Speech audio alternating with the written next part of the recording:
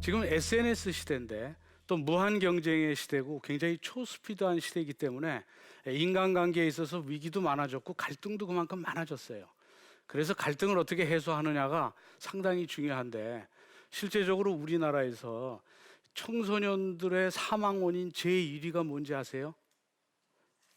자살이에요. 청소년들이 뭐 죽을 일이 뭐 특별한 일이 있겠어요? 자살이 사망률 1위예요. 그리고 OECD 국가 중에서 이혼율 1위 국가가 어딘 줄 아세요? 다 아시고 계시네요. 우리나라예요. 그리고 직장인들 중에서 75%가 우울증을 갖고 있답니다. 그런데 그 우울증을 갖고 있는 이유 중에 그 대부분의 그 비율을 따져보면 그것은 결국 인간 간의 갈등 때문에 그렇답니다. 물론 이제 75% 우울증이 병을 치료할 정도는 아니지만 우울증으로 인해서 이제 고통을 받고 있는 그 큰 범위 내에서 아마 통계를 잡은 것 같습니다. 저는 법정에서 결국 재판을 하고 하다 보면 재판을 하게 되는 1년에 한 100만 건의 뭐 여러 가지 민형사 사건이 있는데 그 재판도 원인은 전부 갈등 때문에 그렇습니다. 갈등만 없으면 재판이 일어날 일은 없죠. 그러면 이 갈등은 어떻게 해소해야 되느냐? 결국은 이걸 정밀하게 분석을 해보면 결국은 사람이라는 그런 결론에 도달하게 돼요. 갈등을 일으키는 것도 사람이지만 갈등을 치유하는 것도 사람입니다. 그러니까 갈등은 사람으로 인해서 일어나지만 결국은 사람으로 인해서 또 치유를 해야 돼요. 또 성공하는 사람도 실패하는 사람도 또 행복하거나 불행을 느끼는 사람도 결국에는 사람이에요. 그런데 그렇다면 나 행복하고 싶다. 또 나 성공하고 싶다. 그러면 성공과 행복을 이끌어주는 사람을 만나면 그 사람은 성공하고 행복해집니다. 여러분 주위를 한번 돌아보세요. 주위에 나를 불행으로 이끌거나 또는 실패로 이끄는 사람이 주변에 있으면 그러면 실패합니다. 주변에 성공과 행복으로 이끌면 성공하게 됩니다. 그러면 내 인생에서 나를 성공과 행복으로 이끌어주는 그 사람을 어떻게 만날 것인가? 오늘의 주제는 바로 그 점에 있습니다.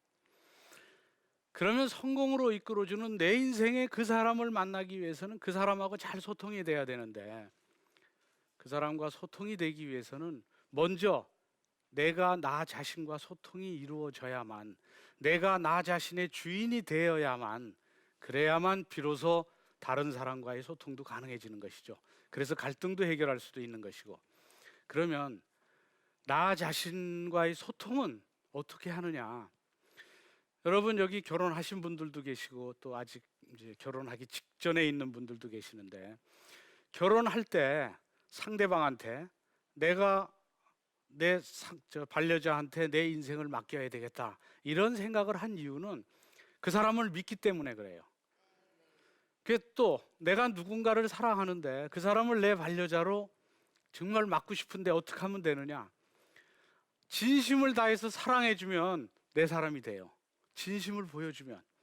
그럼 이제 주변에서는 서로 사랑하는 사람들을 보고 아니 어떻게 저런 사람을 좋아하지?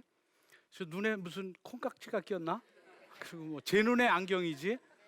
그런 얘기를 하지만 당사자는 정말 그 사람이 좋은 거예요. 그러니까 상대도 그 사랑의 마음을 느끼고 그 사람한테 결국은 인생을 맡기는 것이죠.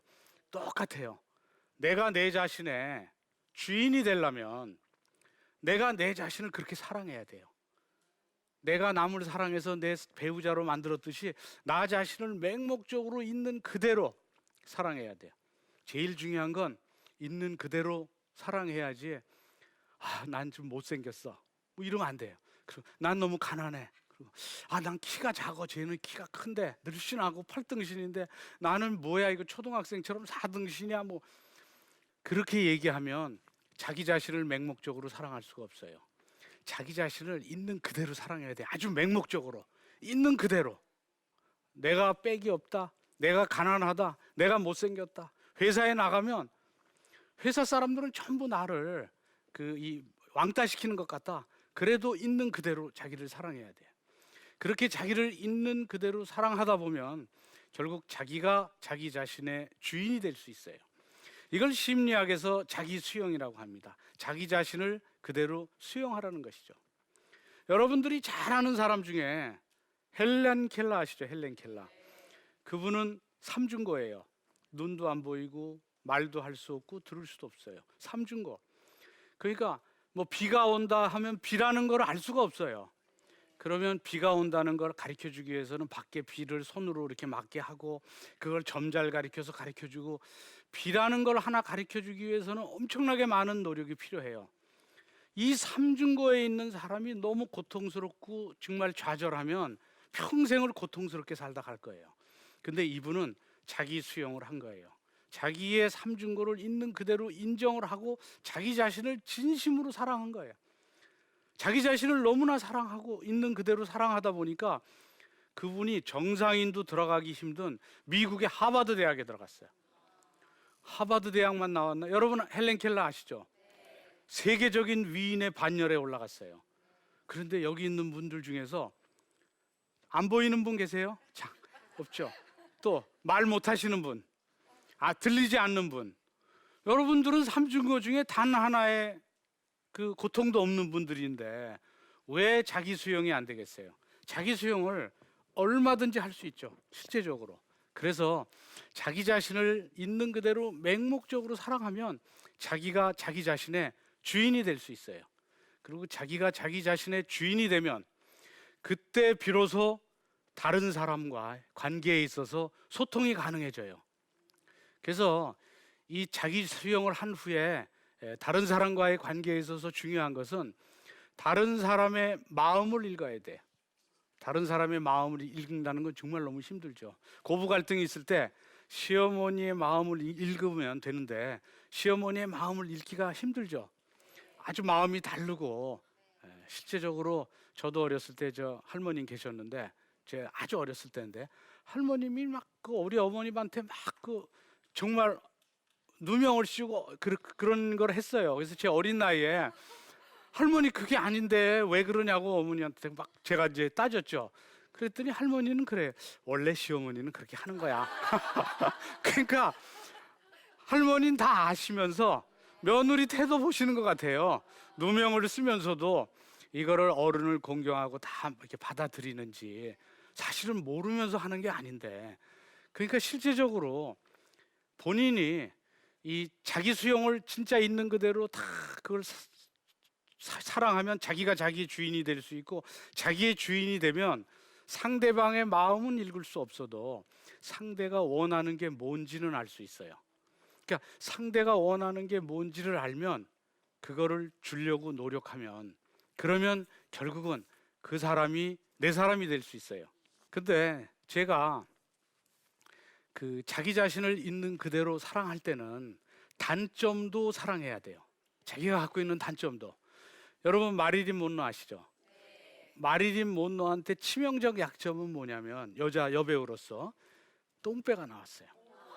마릴린 monroe는 그때는 개미의 허리가 그 미인의 그 척도에 있었어요. 근데 마릴린 monroe는 그게 안 되는 거예요. 그런데다가 허리가 좁은 정도가 아니라 시쳇말로 진짜 이렇게 톡 튀어나왔어요. 근데 마릴린 monroe는 그걸 감추기 위해서 펑퍼짐한 옷을 입지 않았어요. 오히려 타이트한 옷을 입어서 그 배를 오히려 더 드러냈어요. 그러니까 나중에 마릴린 monroe의 매력 포인트, 섹스 어필한 점이 그 배가 돼버렸어요. 자신감을 드러내면, 그러니까 여러분들도 뭔가 그 어떤 약점이 있으면 단점을 강점화시켜야 돼요. 강화시키면서 살아야 돼요. 그래서 결국은 사람은 자기의 약점을 강화시키면 그게 매력이 될 수 있어요. 당당해서. 저 매력이라는 게 뭐냐면, 매자는 도깨비 매자의 력은 힘력자예요. 매력은 도깨비의 힘이에요. 원래 도깨비 방망이 옛날에 금나와라 뚝딱하면 뭐 나왔죠. 그런 식으로 여러분이 자기 자신을 있는 그대로 사랑해서 단점조차도 사랑하면 그게 매력 포인트가 돼요. 근데 없는 걸 자꾸 매력으로 삼으려고 하면 그런 매력을 갖지 못해요. 사람은 자기가 갖고 있는 능력의 50%도 쓰지 못하고 세상을 떠난대요. 근데 그 중에 단 1%만 쓰려고 노력하면 인생이 확 바뀐다는 거예요. 여러분들은 1%만 바꾸면 되는 거예요. 그래서 결국은 제가 그 매력에 대해서 또 생각나는 게, 제가 미스코리아 심사위원회 한 번 했었어요. 그래서 미스코리아 심사를 했었는데, 그 미스코리아들이 멀리서 이제 그 전날 심사를 해요. 멀리서 이렇게 걸어 나오는데 한 10걸음쯤 걸어 나오는데 얼굴은 안 보이고 몸만 보이는데, 뭐 수영복 입었으니까 수영복은 또 비슷비슷하잖아요. 다 얼굴도 거의 안 보이고 흐릿흐릿한데 걸어 나오는 걸음걸이만 보고 제가 한 7, 8명을 찍었어요. 그리고 이제 다 이렇게 삥 돌아와서 제 앞에 딱 5명씩 서서 이제 제가 물어봐요. 왜 미스 코리아 나오게 됐냐? 그리고 미라는 뜻은 뭐냐? 그런 질문에 대답하는 걸 보고 그 내면적 아름다움이 무엇인지 끄집어내서 결국 우리나라 미의 사절이 될 수 있는지 심사해요. 근데 그런 걸 아무리 해도 처음에 멀리서 한 10걸음 걸어 나왔을 때 체크한 사람이 그대로 뽑히더라고요. 그래서 제가 미스 코리아를 다 뽑고 나서 심사위원들이 이제 모여서 결국 이제 식사를 할 때 제가 잘난 척 좀 했습니다. 나는 미스 코리아를 뽑는데 10발자국 오니까 내가 딱 뽑았다. 어떻게 이 주최 측 신문사에서 내 심미안이 있는지를 어떻게 알고 나를 뽑았는지, 참 이 신문사도 대단하다. 딱 그랬더니 심사위원들이 자기들도 그런 걸 느꼈대요. 대부분이 그걸 느꼈다는 거예요. 10발자국이면 뽑을 수 있대요. 그리고 그게 80% 맞는데요. 그래서 어떻게 그랬을까? 그 친구들한테 뭔가 매력이 있는 거예요. 그 매력이 뭔지 내가 나중에 알았어요. 그 매력이 뭐냐면, 그거는 자기 자신을 있는 그대로 사랑하면서 자기가 하는 일조차 사랑하는 이유를 스스로 계속 질문하면서 찾아낸 거예요. 그러니까 미스코리아 후보들도 내가 왜 미스코리아가 되느냐? 미스코리아 되면 시집 잘 가니까. 그럼 시집 잘 가려면 미스코리아 되느냐? 아니, 미스코리아 되면 돈도 잘 벌 수 있고 연예인도 될 수 있고, 그 연예인 되려면 또 돈 잘 벌려면 미스코리아밖에 없느냐? 그럼 여러 가지로 꼭 미스코리아 돼야 되는 이유를 계속 질문을 해요. 그래, 그 질문이, 그 답이 100가지가 되면 나는 꼭 미스코리아가 되겠다는 강한 열정이 생겨요. 그 열정이 생기면 한 달 동안의 그 훈련 기간이 다른 사람의 10배 이상으로 달라져요. 그러면 이미 한 달 후 훈련이 돼서 그분이 이렇게 걸어 나올 땐 미스 코리아의 후보가 걸어 나온 게 아니에요. 미스 코리아가 걸어 나오고 있는 거예요. 나는 미스 코리아다 하고 당당하게 걸어 나오니까 미스 코리아가 나오네 하고 찍은 거예요. 그러니까 사실은 인간은 무궁무진한 잠재력과 능력이 있어요. 그러니까 본인이 계속 오늘 이재만 변호사가 강의한다는데 가갖고 한번 무슨 얘기하는지 들어보자, 이런 사람하고 내가 오늘 여기 왜 가느냐, 내가 여기 가서 무슨 얘기를 들을 건가, 그래갖고 정말 여기 와서 하는 게 그냥 1시간 동안 시간을 허송하는 거냐, 아니면 여기서 뭔가를 찾아가는 거냐에 따라서는 누군가는 여기에서 들은 얘기가 마음에 불꽃이 돼서 그 불꽃이 일어나면 불과 3, 4년 후에는 완전히 다른 길을 가고 있는 사람이 될 수도 있어요. 인간한테는 그런 능력이 다 주어져 있어요. 자율의지가 있고 자유의지가 있기 때문에. 그리고 저는 너무나 많이 그런 사람들을 봤어요. 그래서 문제는 이런 자기 자신을 진심으로 사랑하고 또 자기 자신에 대해서 하고 싶은 일을 사랑하고 또 그거를 실천하려고 노력을 하면 어떤 고난도 극복할 수 있는 힘이 생기는 거예요. 그러면 결국 생각을 바꿔야 돼요. 여러분들이 지금 하고 내 자신에 대해서 환경이 안 좋은 거 이런 생각을 하지 말고 있는 그대로 사랑하려고 생각을 바꾸고 그 다음에는 실천을 해야 돼요. 제일 중요한 게 실천이에요. 생각은 있는데 실천을 안 하면 안 돼. 유대인들이 노벨상 수상자가 900몇 명인데 유대인들 출신 노벨상 수상자가 200한 몇 명 돼요. 그 다음에 세계 500대 기업의 임원 중에 한 20%가 유대인이에요. 미국의 아이빌리그 명문대학의 학생 중 20%가 유대인이에요. 근데 이 전 인구 70억 인구 중에서 유대인들은 1250만이에요. 0.02%밖에 안 돼요. 근데 유대인들은 실천력이 있대요. 아이디어가 생기면 다음 주가 끝나기 전에 창업을 한대요. 그리고 자기가 길 가다 정말 좋아하는 여자, 내 이상형의 여자가 생기면 해가 떨어지기 전에 찾아가서 프로포즈 한대요. 근데 우리나라는 실천력이 너무 없는 거예요. 누구 좋은 사람이 있으면 오늘 할까 내일 할까 그러다가 하루 이틀 뭐 그러다 한 해 두 해 뭐 그러다가 한평생 뭐 그런 노래 있죠. 실천력이 중요해요.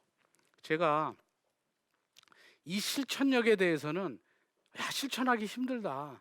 그래도 실천은 딱 석 달만 실천하면 돼요. 석 달만. 생각 바꾼 후에는 실천 딱 석 달만.